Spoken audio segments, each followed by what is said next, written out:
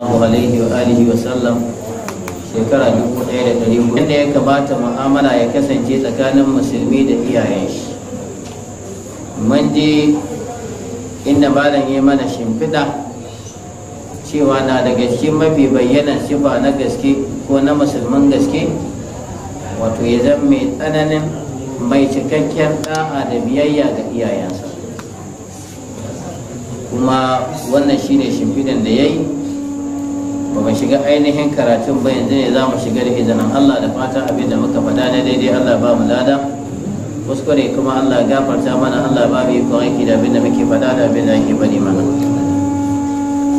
Malam ya ce arifun qadarahuma wa ma yajibu alaihi nahwahuma. Musulmi na gaske wato yana kasancewa masani dangane da abin da ya shafi qadarahuma, girma da daraja na iyaye, wa ba yajibu alaihi nahwahuma, da kuma abin da ke wajaba a gare shi dangane da abin da ya shafi iyayensa. Wato musulmin gaske ya san darajar iyayensa, kuma ya san abin da Allah ta'ala ya wajabta masa dangane da abin da ya shafi iyayensa. Na daga cikin sanin darajar iyaye, wato duk abin da za ka aikata ya zan darajar iyayenka ya sabba, ko an zage su ko an ci masa mutunci, to ka kiyaye wannan abu. Shi yasa za ku tuna wani hadisi annabi yake cewa sallallahu alaihi wasallam, inna min akbaril kaba'iri an yashtama rajulu walidayhi, ko na daga cikin mafi girman zanabi za ya zagi iyayensa. Wannan abin ya ba sahabbai mamaki, suka yi masa tambaya, ya za a yi mutum ya zagi iyayen shi kuwa? Annabi sallallahu alaihi wasallam ya ce wani ya zage shi ko ya zagi wani, ko sai ya zagi iyayensa. Kun gane ko? Allah ya kare. Mala ya ce la tarrafa al-islamu maqamal walidai. Hakika musulunci ya ɗaukaka matsayin iyaye, uwa da uba. Kun ji cewa da daidai uwa da uba. Allah ya ɗaukaka darajarsu ila martabatin, zuwa wani irin matsayi lam ta'rifu hal insaniya fi ghairi hadha ad-din, wanda dan adam bai san irin wannan girmamawa da matsayi da daraja na iyaye ba, wato in ba a cikin wannan addinin ba. Wato ba addinin da ya fito da darajar iyaye irin addinin musulunci. Kuma da yawa za ku fahimci haka a ƙasashen turai, wato akwai lokacin da uba yakan kai expire sai ya tashi aiki. Akwai gidan rainon tsofaffi, kamar yadda akwai gidajen rainon yara. Idan tsoho suka ga ya girma ya fara zabe, tana ganin wato ya zabe masa liability, duba za su yi mashi da ta ɗauke shi kawai ta kai shi ta. Gayar abin da zai iya yi shi ne ya iya biyan wani monthly allowance wanda na kula da uban shi ko kuma uwan shi. Wannan mai mutunci kenan, wanda ya mutunta uban. In aka samu ɗan yau ko a cikin turai, to shi in ya ga abin nan yanzu idan aka girma, to su 'ya'ya suka zo su wani ku ne a gida, sai su kori uban ko su kori uwan. Yanzu sun tashi aiki. Addinin musulunci, ku lura yadda za mu ji a cikin karatun, ya ce in ma ya bulugan na inda kalkibar a haduhuma au kilahuma fala taqul lahumu uffin wala tanharhuma wa qul lahumu qawlan karima. Mun gane ko? Allah mun gode maka da kai mu musulmi. Malam yace iz'ala al-ihsana ilayhima, wato lokacin da musulunci ya sanya kyautata ma iyaye, wal birru bihima, da da'a gare su, fi martabatin, Allah ta'ala ya sanya da'a ga iyaye ya kai shi wani irin matsayi, tali martabatin imani billah, wanda ke biye da martaban imani da Allah ta'ala, wal ubudiyyati lahu, da bauta wa Allah, da bauta ga Allah. mun fahimci wannan fakar yanda za ka gane daraja da kima da mutunci da matsayin iyaye, sai Allah ta'ala ya ɗauka hakkin iyaye kai tsaye sai biyo da shi bayan hakkin shi. Wannan yasa duk ɗa'anka ga Allah in akwai matsala tsakaninka da iyayenka to kana da matsala, ɗa'an ma ga Allah bai yi ba. Matasa muna ji ko? Ana ji ko? Duk sallanka duk haddanka alaramma, a tsawon lokaci alarammomi suna da matsala, in suka ga sun yi haddan nan kawai ce baba dai ka a yasa malamai ke rubutu a kan adaba hamalatul Qur'an ko shi mahaddacin Qur'ani ga irin ladabban da ya kamata ya zan yana da shi. An tambayi na Aisha mai ɗabi'un manzo Allah, ta ce khulquhul Qur'an, ɗabi'un manzo Allah shine Qur'ani. Duk abinda Qur'ani ya ce ya annabi yana yi sallallahu alaihi wasallam, duk abinda Qur'ani ya ce a bari annabi ya bari sallallahu alaihi wasallam. To idan ka zan hamilul Qur'an, sakon Allah kake dauke da shi, haka ne kai ka fi kowa cancantan kai taka tsantsan. Allah ya mana gudunmu. To da ka matsayin iyaye ya kai ma bayan hakkin Allah da manzansa sai hakkinsu kuma. Faƙad ja'at ayatullahi tattara, ayoyin Allah sun zo da yawa, wannan na bin bi wannan, mutadafira masu yawan gaske, muta'aqiba, wannan na biye da wannan, wannan na biye da wannan, tabu mardatul walidaini, wanda dukkaninsu idan ka duba suna aje yardan iyaye ba da mardatul lahi, yana bayan yardan Allah. Wata uddul ihsani ilaihima, kuma ayoyin nan suna ƙididdige kyautata ma iyaye fadilatul insaniya, falala ne na ɗan adam wanda yake tali fadilatul imani bihi, wanda take bin falalan imani da Allah. Allah ya ce wa'budullaha wa la tushriku bihi shay'a wa bil walidayni ihsana. Allah ta'ala ce wa'budullah, ku bauta wa Allah, wala tushriku bihi shay'an, kar ku hada Allah da komi, wa bil walidaini ihsana, su kuma iyaye Allah ta'ala ce a kyautata musu. Iyaye Allah ta'ala ce a kyautata musu. Kun ga nan ya ce wa'budullah wala tushriku bihi shay'an, sai ce wa bil walidaini ihsana. Shine ai martaban bautan Allah, wato sai Allah ta'ala ya gwama bautansa, yana gama faɗin hakkinsa sai ya kawo hakkin wani, hakkin iyaye. Wa min huna kana al-muslimu as-sadiq al-wa'i, daga nan ne zaka gane wato musulmi na gaske wayayye a barrin biwalidai, zaka same shi mai yawan da'a, mai tsananin da'a ga iyayensa, ya fi kowa da'a ga iyayensa mai ayyi insanin fi wujudi, sama da kowane mutum a duniya. Musulman gaske, ahlus sunnan gaske, za ka samu ya fi kowa nan da ji da iyayensa. Yasa har in aka waye gari baka nan da iyayenka, to kana da matsala, kuma yana da wahala ka samu abin da kake so a rayuwa. Akwai wata latifa da yawa wanda mutane ba su gane ba, shine idan ka waye gari kaga duk abin da ka kulla ya kwanci, duk inda ka sa gaba ka samu matsala,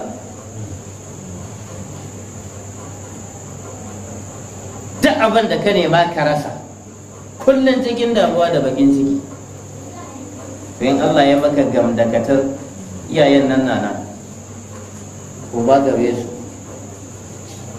ka nemi gafara, ka nemi albarka. Idan ba su nan, to je kai ta tuba, kana kuka, kana yawaita aikin alheri, kana roƙa musu gafara, kana neman Allah ya biya. Amma da yawa matsalolin mutane a yau, cikas da suke samu a rayuwa, wato da yawa yana da alaƙa da wato fushin iyayen. Kuma shi ɗa, shi uba ko ita uwa, ba sai ta ce Allah wadai ba, ba sai ta ce Allah tsine ba, a ta farfasan zuciyarta kawai ta ji baka ji ba ta ji daɗi ba, wallahi sai affectin rayuwanka. kuma wani matsala da ba mu gane ba, za ku iske mutum yana fama da wahala a rayuwa, duk abin da ya kama ya lalace, amma gashi da aboki wani, gashi da yaya wani, gashi da kaza wani, to waɗannan ba su taimakon shi ne, ya suka bar shi cikin wahala. To wata latifa da aka gano shi ne wanda ya sami irin wannan matsalar, to Allah yakan hana duk wanda zai taimake shi ma ya taimake shi. Kila ba ku gane ba, za ka samu kila uwansu ɗaya da ubansu ɗaya da wani bijimin mai kuɗi na ba da magana, shi wannan wanda suke uwansu ɗaya ubansu yana filin yana jin wannan ɗan uwana ne, amma sai ya rinka jin nauyin, ya rinka jin kyashin ya ɗauki naira 100 ya bashi, ba kuma dan bai son ya bashi ba. Wannan yana da tasiri ne akan matsalar da shi wannan yake ciki na fushin iyayen shi. Shi yasa Allah ta'ala ya hana al'umma annabi ma su tausaya masa su jikan shi. Ina ba da mun gano wannan, ba da yawa za ka gaba sai a yi ta zargin yan uwa sun ki taimakon shi. Idan ka duba za ga shi da ya belin tun farko bai taimaki kanshi ba. Wani lokaci yan uwan nan sukan koka sai su rinka naretin suna tunawa yanda ya ba ubansu wahala, yanda ya ba uwansu tashi, yanda ya sa mamansu kuka. Ko kai dan Allah yanzu ka tuna da wanda ya sa mamanka kuka, a lokacin da ka tuna za ka ga farin shi? Ba za ka gani ba. Saboda haka ko da ka zo, ko da ka yi tunanin ka kyauta ta mishi, in ka tuna da wannan sai ka kai bari a fasa. To dukkan waɗannan suna da alaƙa da irin waɗannan abubuwa. Shi yasa ba na manta wata ƙadiyya, kullum na kan maimaita ta in faɗa. Wato wani ɗan siyasa Mustapha ba Allah jikin shi, ana yawon kamfen, za ka je wajen wani malami an gaisa, irin dai irin 'yan zaɓe ya kusa din nan, akan je ba ana bin mutane ana neman alfarma ba, ka je aka ce to an zo a gaishe ki ne kuma a nemi tabarraki kuma ya adda ce wannan shine dan takarar mu na majalisa na cikin garin Zaria kaza kaza. Ya ce to Allah ya bashi, Allah ya sa albarka, ya addan shi, ya dauko rafa na 20,000 sai me ka mashi, sai ce dakata, kana da tsahi, kana da tsahi, iyaye kenan ba su kuje, kana da tsahi, ya ce sai ka ba su, ya ce ba malamin da zai maka addu'a Allah shi karba sama da su. Ka ji gaskiya ko? Ya ce in dai kana da tsahi, ya ce to ka taika ba su, ba wanda zai ba addu'a Allah shi karba irinsu. Ka gani? Kana da uwa, ka je kana jin kana da wani ya ka addu'a, kana da uba, to in ba su ba kaninsu,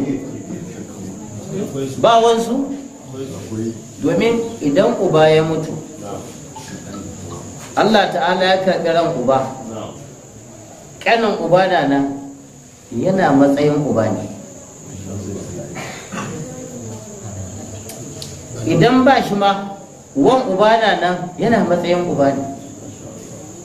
Aminan uba ubanni ne. Kila kun gani? Dan kar ka ɗauka ka ce to ni na bane, uwana da ubana sun mutu baka bani ba.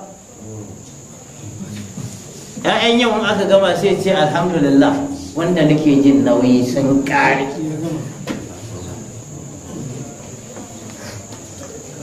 To kana da matsala. Ai daga cin hakkin iyayen da duk wanda ka san iyayenka na kyautata musu, in kai ɗan kirki ne to wajibi ne ka kyautata musu. Duk wanda ka san iyayenka na ziyartarsu, in kai ɗan kirki ne ya kamata ka ranka ziyartarsu. Ai mace-macen tsofaffi a yanzu shi ke ƙara gurgunta zumunci. Ku lura da kyau, ko sha'ani ne.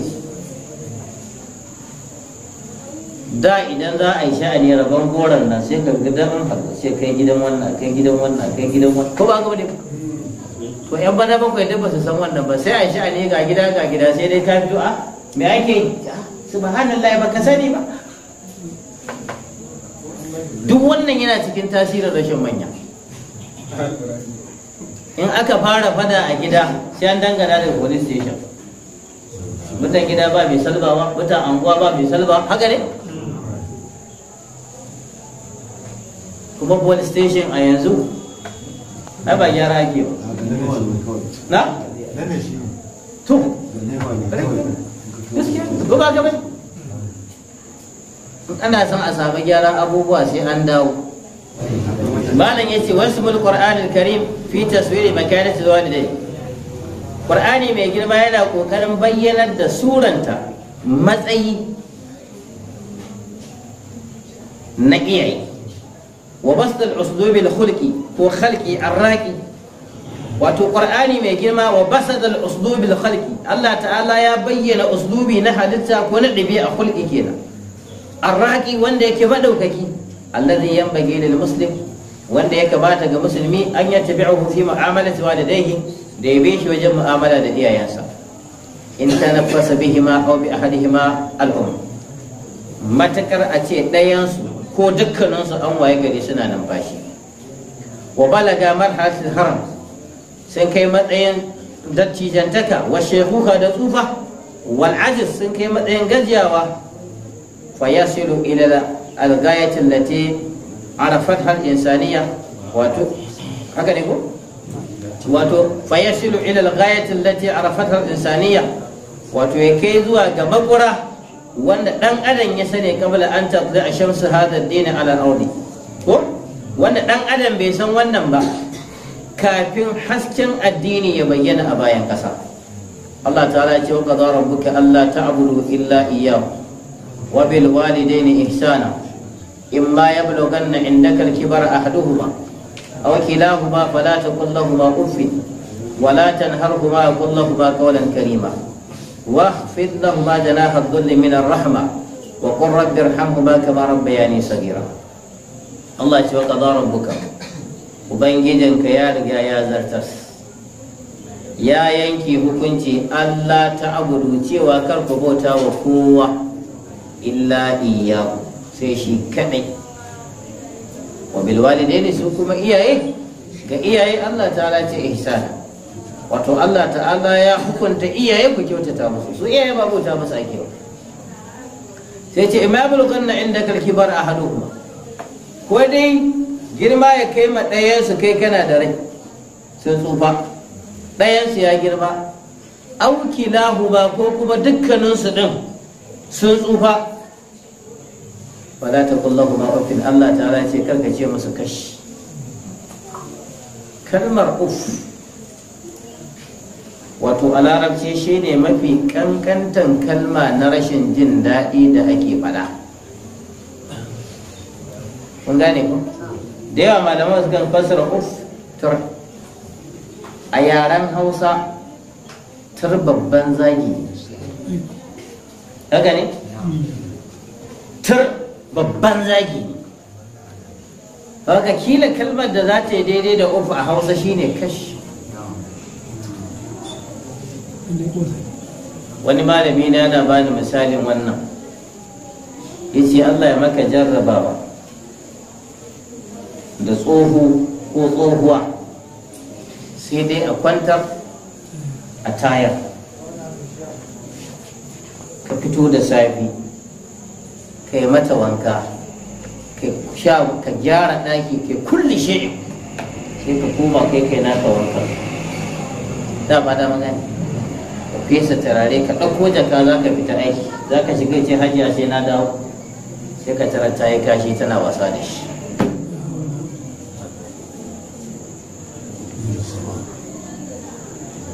Fala ta kulla huma uffin, in ka ce kash yana ke ne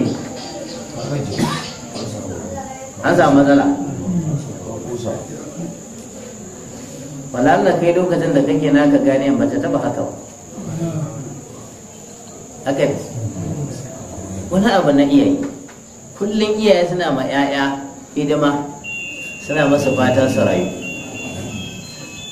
Haka kullum uba yana kashe ma ɗan shi kuɗi ko yana kashe ma 'yar shi kuɗi, abin da yake fata shine Allah ya raya shi. Haka ne. To shi ɗa idan uba ya girma hidima ya koma wuyan ɗa, idan ɗan na ma uban hidima me yake fata? Da muke adda Allah raba ka da tsohuwa lafiya, da kai da kake cewa Allah raba ni da tsohuwa lafiya, ba wanda yake tunanin wai yana nufin ɗan ne ya mutu. Dan Allah ba haka bane? In ka ce Allah raba ka da tsohuwa lafiya, ka mutu ne fa ta barka. A wannan yasa Abdullahi dan Umar Allah ta'ala ya ce imma yablaghanna indaka al-kibra ahaduhuma wa kilahuma fala taqul lahumā uffin wa la tanharhumā, karka daka masa tsawa. Ya subhanallah, wallahi akwai mutanen da in kaga suna magana da iyayensu, Allah ya sauka, in suna magana da ogoginsu a ofis, kaga wani ladabi sa'i. Haka ne, in yana magana da matan shi ma wani saboda lalacewa, kaga ladabi sa'i, amma yana magana da iyayensa muryarsa na saman nasu, kaji tana zo ni wallahi ba zan yi ba, kuma rayuwa ya albarka ta ina. wa kullahu ma qawlan karima, Allah ce ka gaya masa zance na girmama, zance na karamci, zance wanda ke nuna mutunci. wa khfid lahu ma janaha dhulli min ar-rahma, Allah ta'ala shi ka saukar wasu da fikafikai na rahama, ka lallabe su da tausayinka da rahamarka. wa qur rabbi irhamhuma, ka ce ya Allah ka ji kansu kama rabbayani sagira, kamar yadda suka kaina suka raine ni ina dan kare. da dan kwarai bai rabo da yin iyayensa addu'a. Da ya ce rabbi gifirli sai ce wali walidayya, sawa'un iyayen nan suna da rai, suna da hakkin a yi musu addu'a, Allah ya kara budi, Allah ya kara lafiya. Kai ka san dai wanda ya haife ka yanzu aka wani mataki na rayuwa, lallaba rayuwa ake, haka ne? Akwai bukatan ka ranka masa addu'a, Allah ya kara ma baba lafiya, Allah cire ma baba damuwarsa, Allah ka biya ma baba bukatarsa, Allah ka yarwata ma baba. In ya rasu Allah ka ji ganshi, Allah ka yafe masa, Allah ka kai haske kabarinsa. Malam ya ce innahu al-amru rabbani, wannan umarni ne na Allah al-khalid, umarni dawwamammi lil muslim, wanda Allah ta'ala bada ga musulmi fi surati qada'in hatimi, bisa sura na hukunci na dole tabbas, la fikaka minhu, ba bari wala ma'dala anhu, kuma babu kaucewa. ku zo da maganar yace wa qadara rabbuka alla ta'budu illa iyyahu wa bil walidayni ihsana, bangijinka ya yanke hukunci cewa kar a bauta ma kowa, kar ku bauta wa kowa sai shi, iyaye kuma ku kyautata musu. wa innahu lirrabt al-muhkam bayna ibadillahi wa birril walidayn. wa innahu, kuma shi wannan umarnin da Allah ta'ala bada, wato lirrabtul muhkam bayna ibadillahi wa birril walidayn, wato wata irin alaka ce mai kyau wanda Allah ta'ala ya kulla ta tsakanin bautan Allah, baina ibadatillah, tsakanin bautan Allah wa birrul walidain, da kuma da'a ga iyaye. wa fi zalika, a cikin wannan, raf'ul liqimatil walidain, akwai ɗaukaka kimar iyaye, wa ila'un li sha'nihima, da kuma ɗaukaka al'amarinsu ila haddin lam yastati'u al-hukama, zuwa wani matsayi wanda masu hikima ba su iya ba, wal muslihuna, da masu kokarin gyara, wa ulama'il akhlaq, da malaman ɗabi'u wanda suke kokarin gyaran ɗabi'un mutane, ba su iya su kai buluga sha'awi fi yawmin min al-ayyam su kai yanayin koda kwatankwacin irin wannan tsarin yau da gobe ba. wala yaktafi siyaq al-aya bi rasmi hadhihi sura al-wadi'a as-sabi'a li birr al-walidain.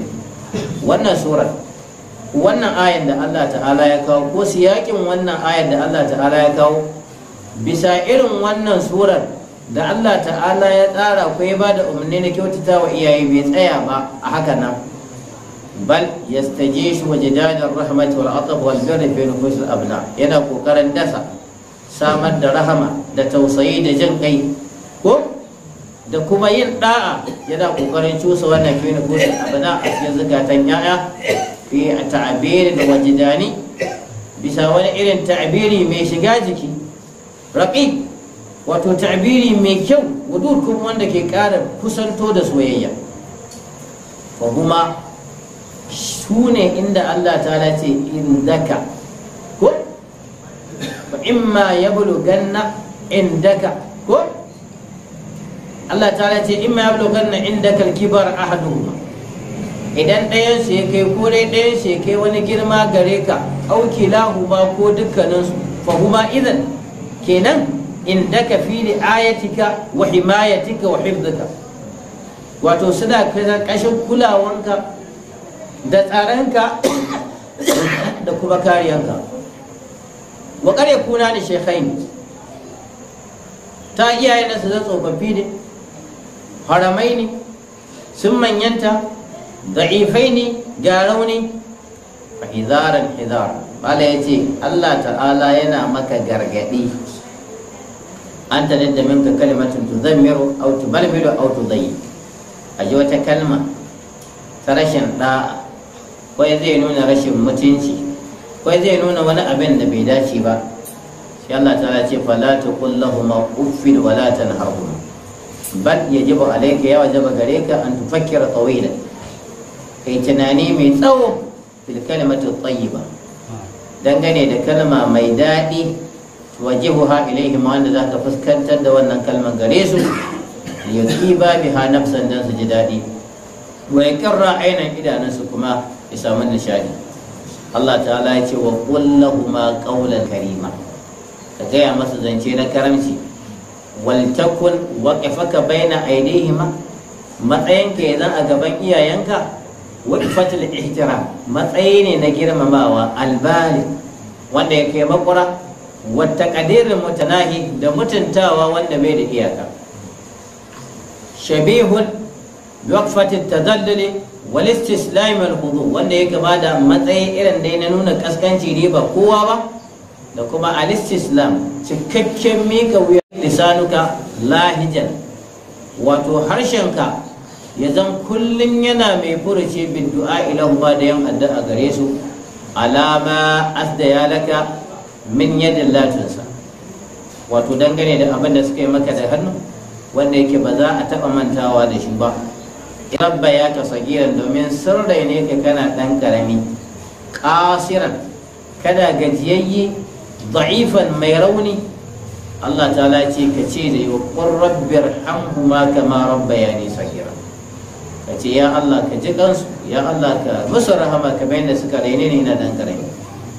wal muslim al maftuh al qalb, musulmi wanda yake da buɗaɗɗen zuciya, al munawwir al basira, wanda ke da hasken basira, ya talaka dauma mithla hadha al hika'i rabbani al jamil, wato yana fuskanta kuma yana karban kullum irin wannan taujihin na ubangiji mai kyau, fi adadin min al ayatil bayyinati, a cikin ayoyi masu yawan gaske wanda suka bayyana nu, fa yazdada li walidayhi ihtirama, dan lokacin da ya karanta wannan sai ya kara mutuntawa ga iyayen shi, wa bihi ma barran sai ya kara da'a ga iyayen shi.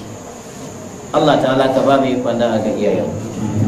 Allah ya ce wa abudullaha wa la tushriku bihi shay'a wa bil walidayni ihsana. A wani ayan Allah ta'ala ya ce wa abudullaha, ku bauta wa Allah, wa la tushriku bihi shay'an, kar ku hada shi da kowa, kar ku hada shi da komi, kar ku hada shi da kuma kowa, wa bil walidayni ihsana, iyaye kuma ku kyautata musu. A wani wuri ce wa wasainal insana bi walidayhi husna, mun yi kyakkyawan wasici ga iyaye, wato mun yi kyakkyawan wasici ga mutum ga iyayensa ya kyautata musu.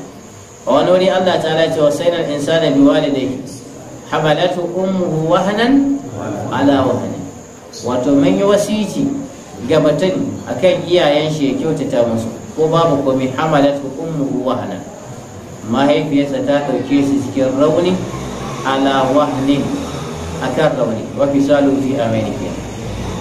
malam yace wal bahith mai kokarin bincike al-muta'ammil fi nusus al-warida fi birr al-walidain, wanda yake ta'ammuli ya kai ku yayi tunani wajen abin da ya shafi nassoshi da suka zo suna magana akan da'a ga iyaye, yajid al-ahadith sharifa, zai samu hadisai masu girma tattara masu yawan gaske, mutawakibal ayatul karima, ayoyi wanda suke masu girma ɗaya bayan ɗaya, zai same su mu'akkidatu fadlul birrul walidain, suna masu karfafa fadan da'a ga iyaye, muhaddiratin min uquqihima, suna tsoratarwa akan saba ma iyaye, aw isa'ati ilaihima, ko kuma sabawa gare su, mahama takuna al-asbab, kowane irin dalili ne kuwa.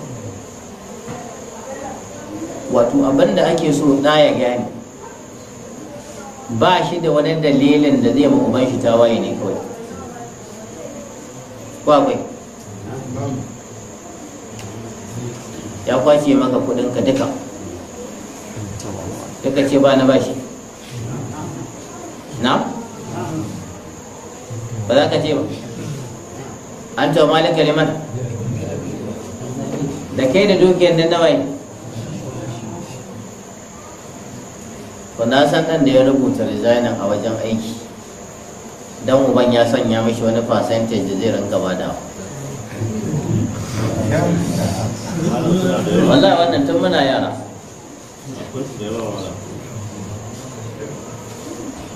Yana aiki, uban ya kira shi ya ce to bayan uban ya bi kwakwafi ya gano albashin shi kaza ne, sai faɗi wani amount ya ce to duk wata kaza za ka ranka kawo. Ce a'a baba, akwai kaza ya ce haka na yanki. Yana koma kawai sai ya rubuta zanen ya bar aikin.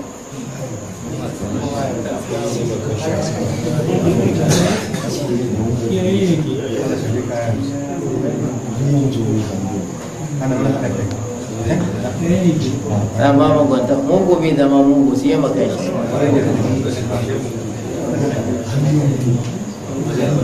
Haka dai kurewan abu dai a ce kafirci ba. Haka ne? Ku lura yadda annabi Ibrahim ya mu'amala da babansa.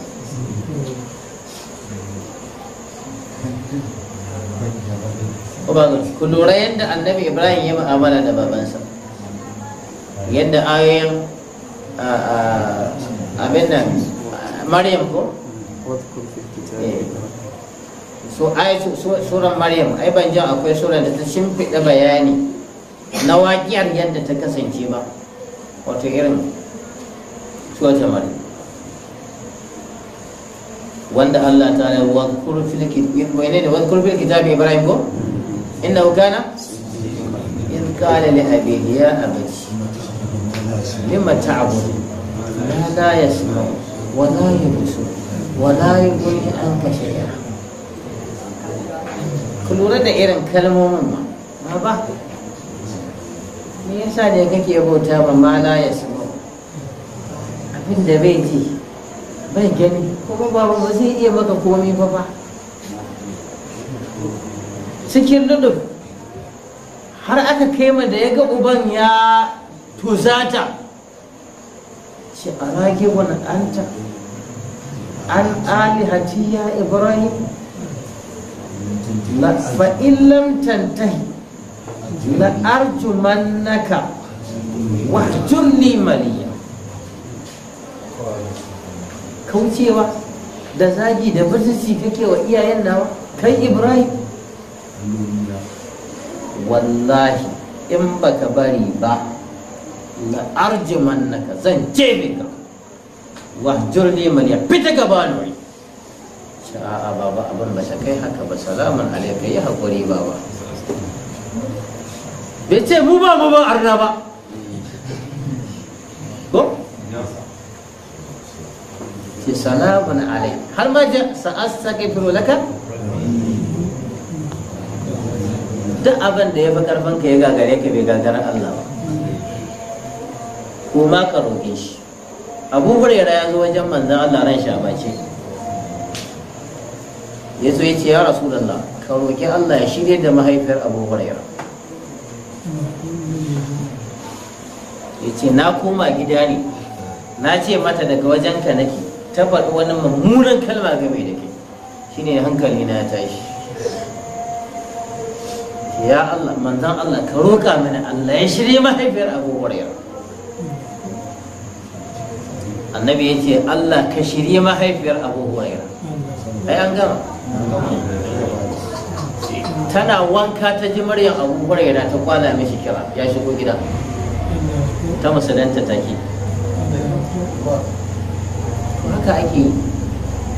In Allah ya maka jarrabawa, babanka yana da wani ɗabi'un da kake kallon ba daidai ba, bayan ka tabbatar da kai ma ka bayyanci abin.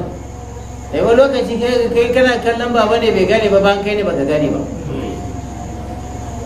Haka ne ko? Kuma mafi yawanci shine abin da ke faruwa. Ko sai ka koma abin da ya gagare ka bai gagara Allah, kai ta roƙon Allah, Allah ya gyara baba, Allah ya mashi kaza, Allah ya mashi kaza.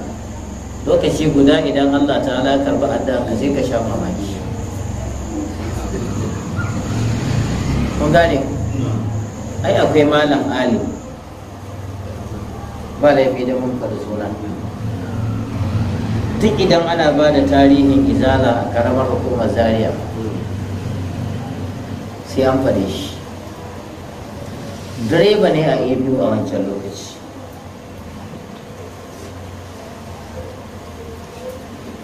Kuma duk makwabta sun shaida uwarsu ba ta da mai da'a mai nuna mata ƙauna da soyayya irin shi. Mutum da ya shiga izala suka raba zare, kuma wallahi ba abin da ya fasa. In yazo zai shara ta ce ba na so, hakanan zai shara ya shara, wani lokaci ta sake wazatsalawa ya gaishe ta ba za ta amsa ba. In ya dawo daga wajen aiki ya kawo mata tsaraba ba za ta karba ba. Duk irin waɗannan wallahi ma na hale shi ne. Kullum abin da yake roƙon Allah na bakin dashi ne addu'a ce Allah ya gane da mama. Wallahi wani ikon Allah, rannan an yi haihuwa a makwabta.